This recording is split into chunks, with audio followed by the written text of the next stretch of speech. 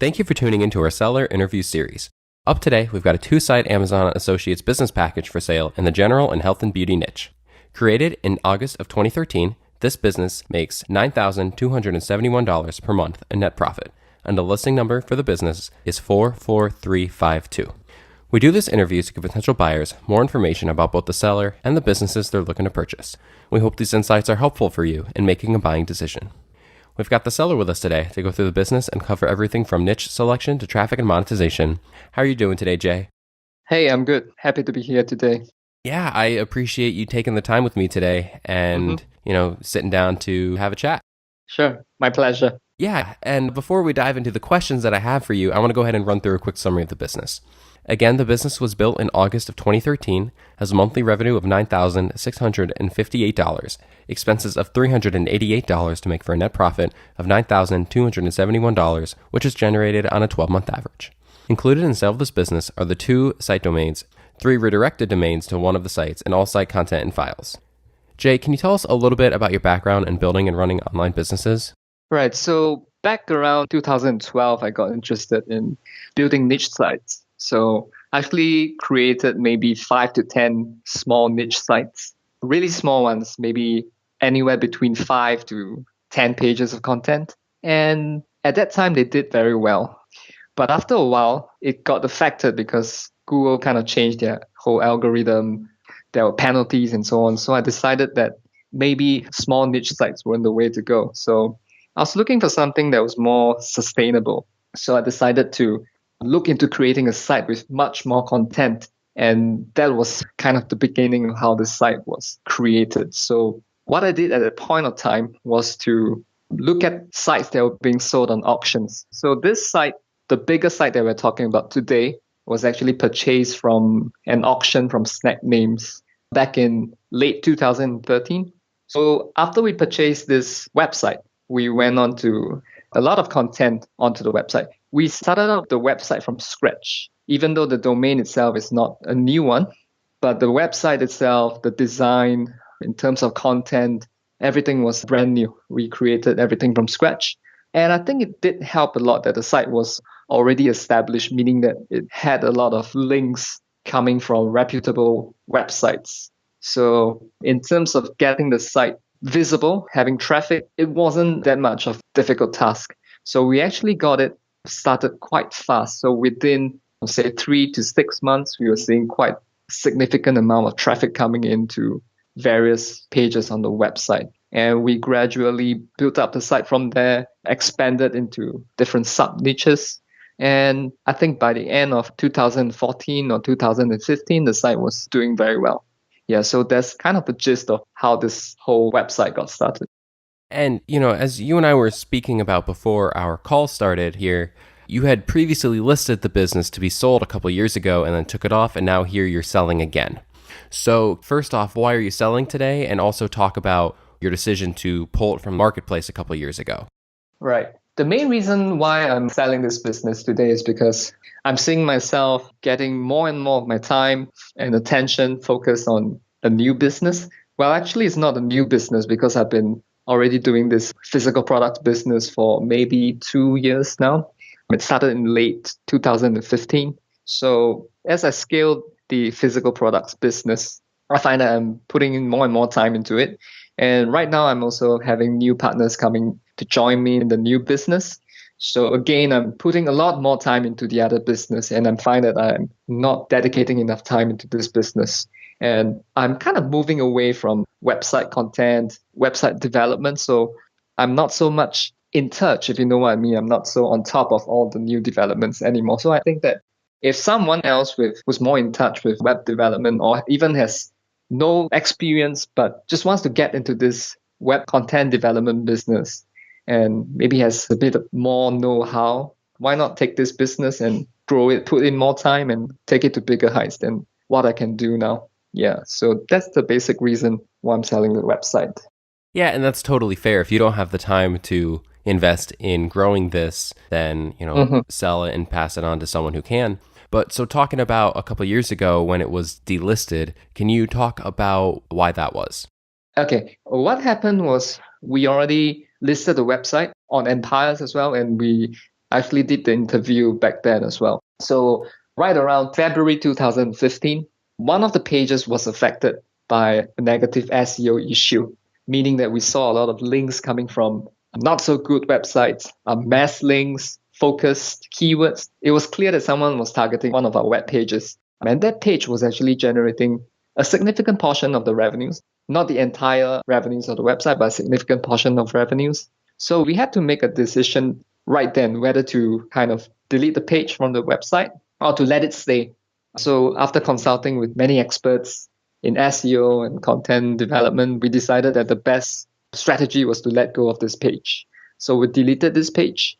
And I spoke to the guys at Empires, and we sort of came to a conclusion that maybe it's better if we could wait at least a couple of months before we listed the site again, so that we can give buyers the confidence that the website is not affected. So in the end, the website, after a couple of months, the only thing that changed was that the old web page that was attacked was gone, but the rest of the website was fine. So the website didn't get affected by the negative SEO issue. By then, a couple of months down the road, I decided to hand this website over to my brother, who managed the website until a couple of months ago when he decided to focus on his career. So now, again, trying to sell the website. So yeah, basically that's the history of that incident and how it went. And I think it's a testament to how strong the business is now that, you pulled it because you wanted to be able to instill the confidence that in the long run, this wasn't going to affect the business. And now here we are today and the numbers are high. So clearly you were able to bounce back from that. Right.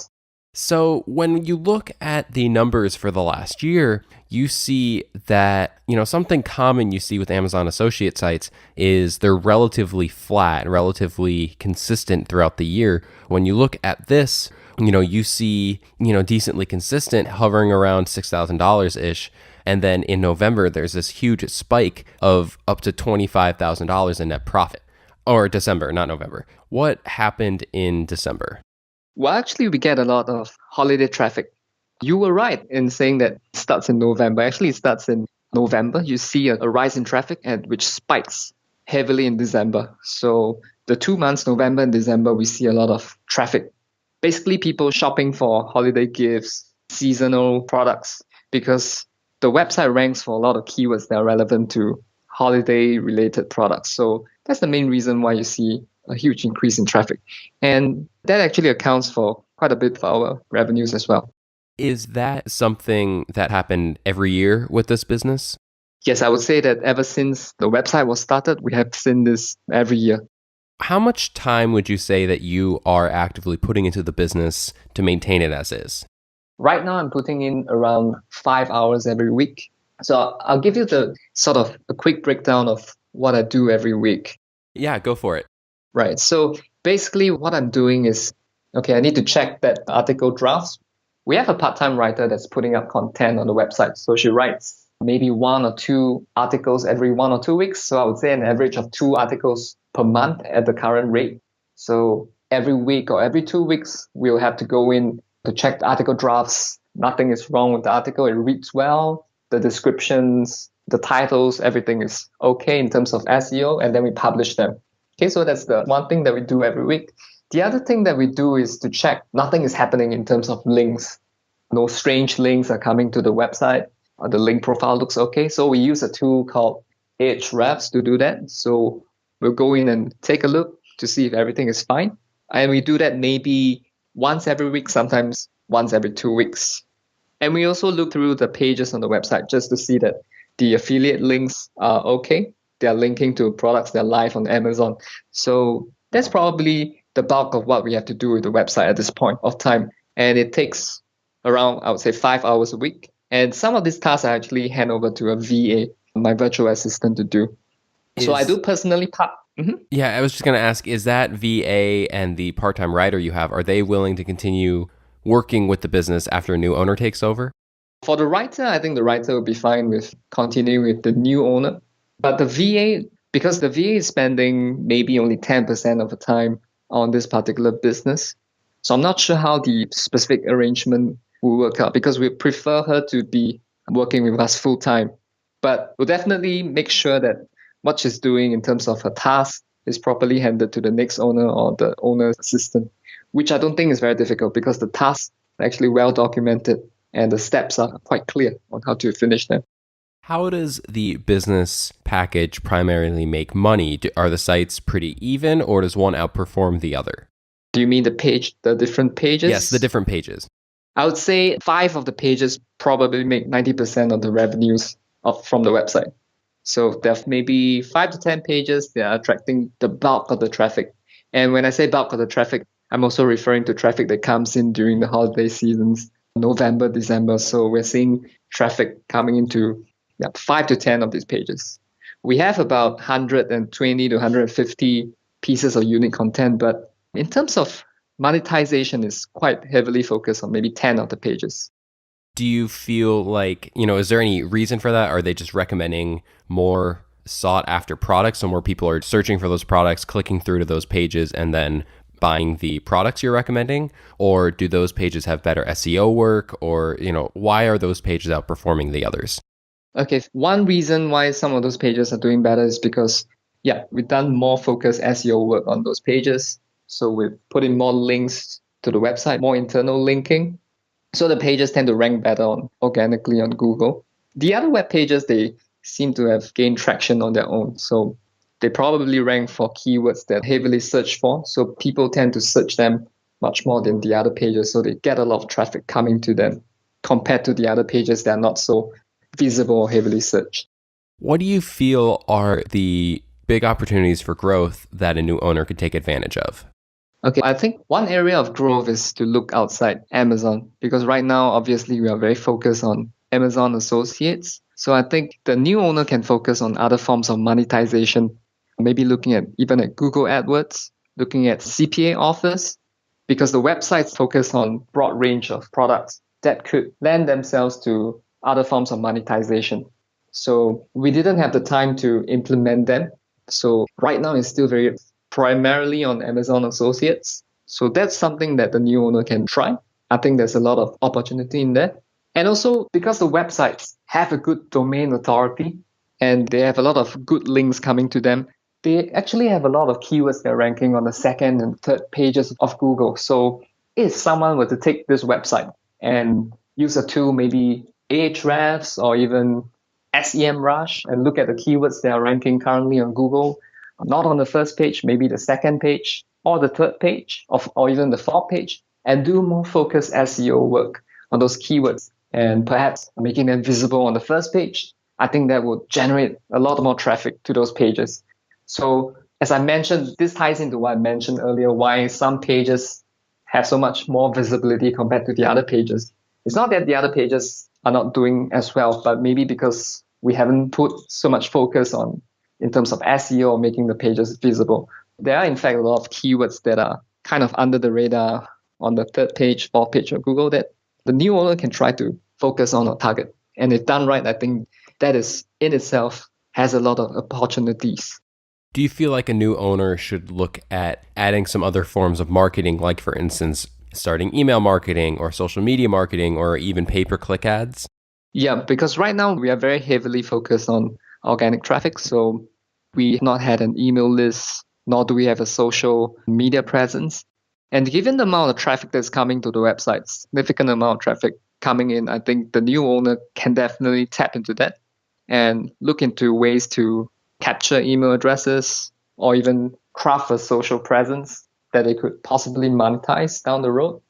And one thing that I wanted to add was that there are a lot of existing traffic coming in that we have not found suitable ways to monetize. For example, we have traffic coming in related to maybe dating, which is kind of outside the main niche of the website, but it's still generating a lot of traffic. So that's one area that the new owner can possibly look into as well to see how well or how best to monetize those traffic that is coming in that's not currently being properly monetized.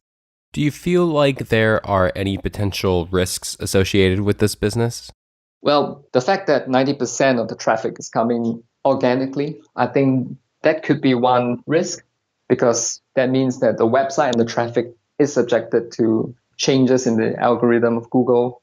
So if a current page is ranking on the top 3 Google, for example, right now, and something changes in the algorithm and it falls to maybe position 5, 6, 7, that definitely means that less traffic is coming in. So that is one risk. The other risk I see is that some of the keywords can be quite competitive in the sense that there may be many websites out there trying to rank for them, trying to get organic traffic from those keywords. So if the competition heats up, that could mean that the traffic potential or the traffic to the existing pages can be affected as well. So those are the two main threats that I see to the website.